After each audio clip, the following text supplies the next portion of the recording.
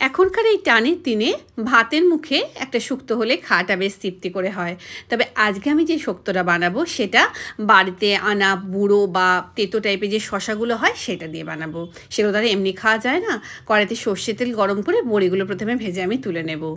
বড়ি ভাজা হয়ে গেলে ওই তেলের মধ্যে তেজপাতা, সর্ষে আর রাঁধুনি আমি ফোড়নে দেবো। ফোড়নটা হালকা ভাজা ভাজা হয়ে গেলে এর মধ্যে আমি দিয়ে দেবো হলো কেটে রাখা শশাগুলো।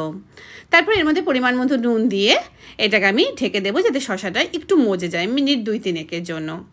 মিনিট 2-3 পর ঢাকনাটা খুলে এর মধ্যে দিয়ে দেবো হলো পরিমাণ মতো আদা বাটা। আবার কিছুটা নেড়ে নেবো।